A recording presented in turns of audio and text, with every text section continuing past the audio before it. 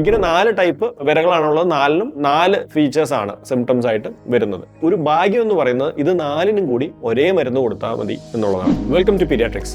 Deworming, വിരശല്യത്തിന്റെ മരുന്ന് എല്ലാവരും റെഗുലറായിട്ട് ചോദിച്ചുകൊണ്ടിരിക്കുന്ന സാധനമാണ്. പക്ഷെ ചോദിക്കുന്നത് മറ്റ് പല കാര്യങ്ങൾ കൊണ്ടാണെന്ന് മാത്രം. കുഞ്ഞു വല്ലാതെ മെലിഞ്ഞിരിക്കുന്നു, വയറ് വല്ലാതെ ഒട്ടിയിരിക്കുന്നു, വയറ് വല്ലാതെ ചാടിയിരിക്കുന്നു, രാത്രി പല്ല് കടിക്കുന്നു, വയറിൻ്റെ ഉള്ളിൽ നിന്ന് ശബ്ദം കേൾക്കുന്നു, കൊച്ചൊന്നും കഴിക്കുന്നില്ല. ഇതിങ്ങനെ പല കാരണങ്ങൾ പറഞ്ഞിട്ടാണ് വിരയുടെ മരുന്ന് ആളുകൾ ചോദിക്കുന്നത്.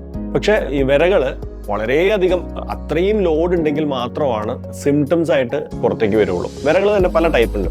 റൗണ്ട് വം അഥവാ ഈ ഉരുളൻ വര എന്ന് പറയുന്ന സാധനം, അത് ചിലപ്പോൾ ഒരുപാട് കുറച്ച് വലിയ സാധനമായതുകൊണ്ട് തന്നെ ഇൻഡസ്ട്രൈനൽ ഒബ്സ്ട്രക്ഷൻ, കുടലിനൊക്കെ ഒബ്സ്ട്രക്ഷൻ വരാനും കോൺസ്റ്റിപ്പേഷൻ വരിക, വൊമിറ്റ് ചെയ്യുക, അങ്ങനത്തെ ഒക്കെ സംഭവങ്ങൾ വരാൻ സാധ്യതയുള്ളതാണ്. പക്ഷെ അത് വളരെയധികം നമ്പേഴ്സ് വരുമ്പോൾ മാത്രം വരുന്നതാണ്. വളരെ റെയറായിട്ട് അത്രയും കാണാറുള്ളൂ. അത് ചിലപ്പോൾ അങ്ങോട്ടും ഇങ്ങോട്ടൊക്കെ പോയി എഴഞ്ഞു പോയി കഴിഞ്ഞാൽ റെസ്പിറേറ്ററി സിംറ്റംസ് ഒക്കെ കോസ് ചെയ്യാൻ സാധ്യതയുള്ള സാധനമാണ്. പിന്നെയുള്ളത് ഹുക്വം, കൊക്കപ്പുഴു. അതാണ് ഈ മാൽന്യൂട്രീഷൻ, ന്യൂട്രിയൻ ഡെഫിഷ്യൻസീസ് കോസ് ചെയ്യുന്നത്, രക്തക്കുറവ് അല്ലാതെ കോസ് ചെയ്യുന്നത്, വയറുവേദന, ചിലപ്പോൾ ലൂസ് മോഷൻ, വളരെ റെയറായിട്ട് വിശപ്പ് കുറവും ഉണ്ടാക്കുന്ന സാധനം കൊക്കപ്പുഴു എന്ന് പറയുന്ന സാധനമാണ് ഹുക്വം. പിന്നെ വിപ്വം, ചാട്ടവിഴ എന്ന് പറയുന്ന സാധനം. ചാട്ടവിഴകൾ ചിലപ്പോൾ ലൂസ് മോഷൻ ഉണ്ടാക്കാം, രക്തക്കുറവ് ഉണ്ടാക്കാം. പിന്നെയുള്ളത് പിൻവേം, കൃമി എന്ന് പറയുന്ന സാധനം. കൃമിയാണ് ഈ രാത്രികളിൽ കുട്ടികൾ കടിക്കുന്നു, ചൊറിയുന്നു എന്നുകൊണ്ട് കരയുന്നത്, പെരിയനൽ ഇച്ചിങ് കോസ് ചെയ്യുന്നത് പിൻവേമാണ്. അപ്പോൾ ഇങ്ങനെ 4 ടൈപ്പ് വിരകളാണുള്ളത്. 4നും 4 ഫീച്ചേഴ്സ് ആണ് സിംറ്റംസ് ആയിട്ട് വരുന്നത്. ഒരു ഭാഗ്യം എന്ന് പറയുന്നത് ഇത് 4നും കൂടി ഒരേ മരുന്ന് കൊടുത്താൽ മതി എന്നുള്ളതാണ്. അപ്പോൾ നമ്മുടെ നാട്ടിലത്തെ ഒരു ഇൻസിഡൻസ് വെച്ചിട്ട്, വിരയുടെ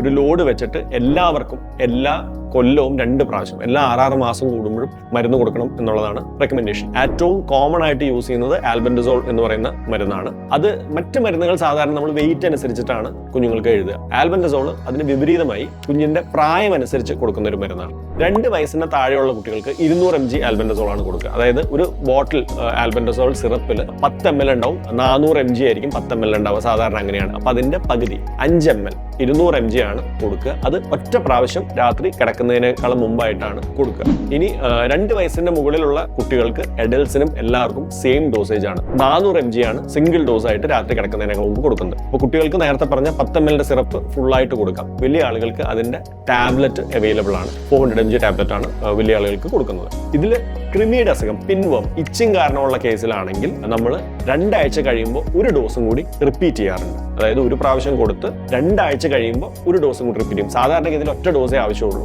ഇത് 2 ആഴ്ച കഴിയുമ്പോൾ നമ്മൾ പ്രാവശ്യം റിപ്പീറ്റ് ചെയ്യും. ഇനി വല്ലാതെ എത്ര പ്രാവശ്യം മാറുന്നില്ല എന്നുള്ള ഇത് വരികയാണെങ്കിൽ നമ്മൾ ക്രോസ് ഇൻഫെക്ഷൻ സസ്പെക്ട് ചെയ്യും. അപ്പം അങ്ങനെയുള്ളപ്പോൾ വീട്ടിലുള്ള എല്ലാവരും തന്നെ ഒരേ ദിവസം ഈ മരുന്ന് എടുക്കുന്നതാണ് അതിന് ഒരു പോംവഴി. അതായത് കുഞ്ഞുങ്ങളുടെ യൂസ് ചെയ്യുന്ന ഡ്രസ്സുകൾ, ഷീറ്റുകളൊക്കെ ചൂടുവെള്ളത്തിൽ കഴുകണം. 1, 2 വീട്ടിലുള്ള എല്ലാവരും ഒരുമിച്ച് കഴിക്കണം. അത് അപ്പം എന്താണെന്ന് വെച്ച് കഴിഞ്ഞാൽ ഇപ്പോൾ ഉള്ളത് പോകണതും പുതിയത് വരാതിരിക്കാനും അത് സഹായിക്കും. ഈ മരുന്ന് കഴിക്കുന്ന സമയത്ത് നമുക്ക് യാതൊരുവിധ ഫുഡ് റെസ്ട്രിക്ഷൻ്റെ ആവശ്യമില്ല. ഇത് കഴിച്ചു എന്ന് വിചാരിച്ചിട്ട് പിറ്റേന്ന് ലൂസ് മോഷൻ അങ്ങനെ യാതൊരുവിധ സൈഡ് എഫക്ട്സും ഇതിന് കാണുന്നതല്ല.